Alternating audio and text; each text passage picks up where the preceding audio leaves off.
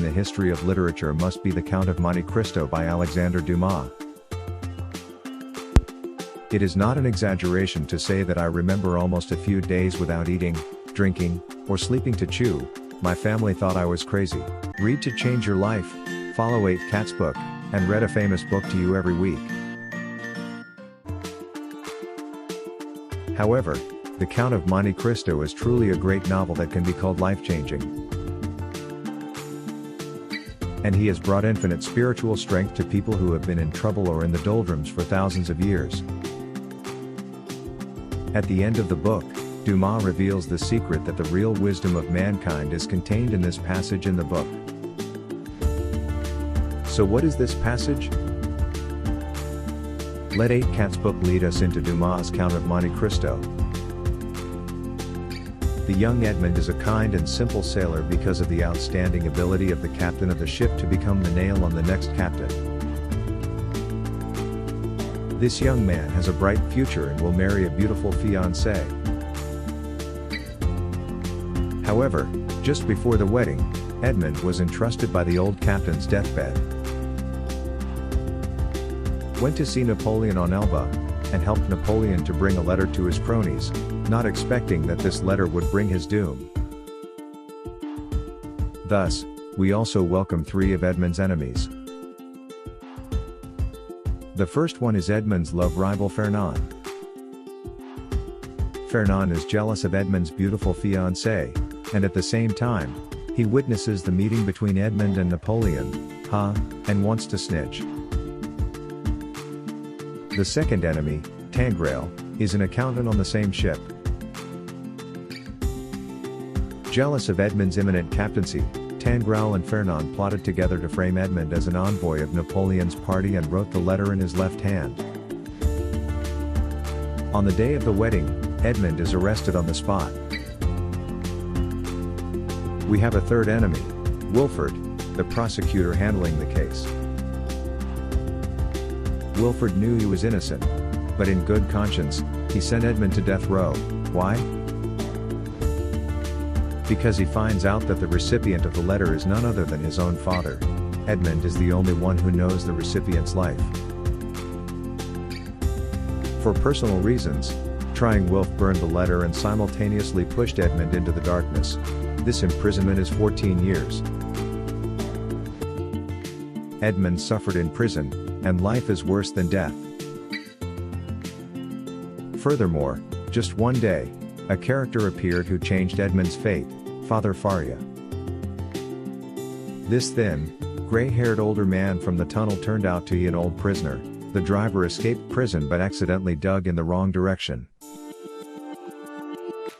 The jailers call the priest a madman, but he is a wise scholar. After the encounter with the priest, Edmund's heart slowly changes. The original text reads, "The young man saw an older man seeking to live with tremendous perseverance, giving him an example of 100 folds, so he began to ponder and gauge his courage. In order to take revenge, Edmund followed the priest to learn various languages and studies, including learning how to be a gentleman. However, just as Edmund matures, the priest dies of a stroke.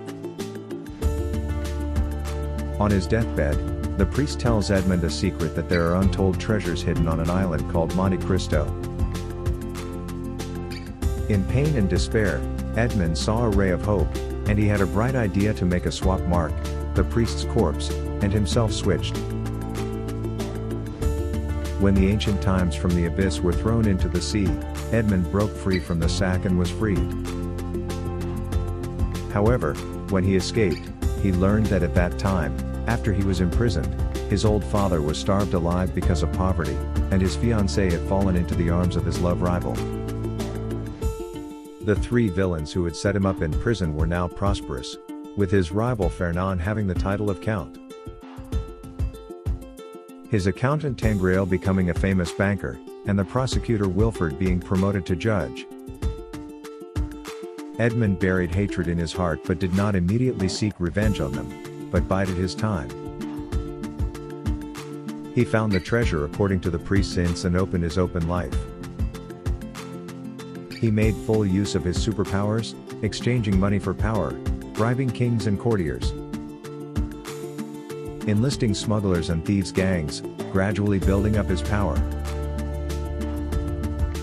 and then making a public appearance in high society under the pseudonym of Count of Monte Cristo as a mysterious and elegant gentleman.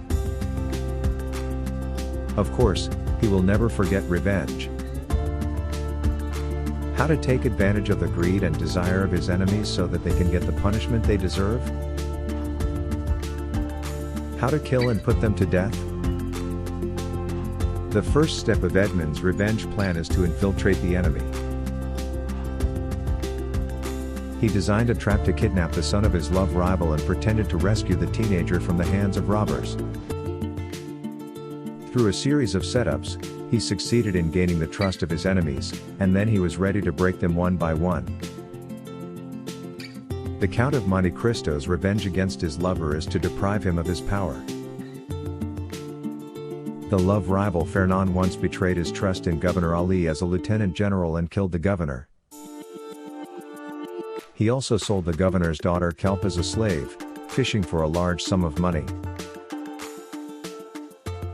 You, Fernand, is not just want power titles? Then let you lose your reputation. Edmund first revealed his crime by other people's hands, let the victim, Kelp, testify in court, and hammered Fernand to death with ironclad evidence.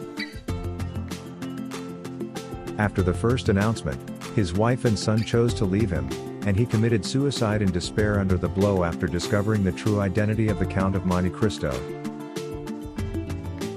First treated banker Tangier, the Count of Monte Cristo's punishment was to take away his money. Tangier relied on writing anonymous letters to frame Edmund to take the captain's position and later embezzled military food and stole information to become a millionaire. Don't you, Tangier, want money? Then gut your capital little by little. The Count of Monte Cristo used 3 loan notification letters to tempt Tangier to open an unlimited account in the bank. Then used false information to make the bank lose money and withdraw a large amount of cash from the account, forcing the bank to go bankrupt. Read to change your life, follow 8 Cats book, and read a famous book to you every week.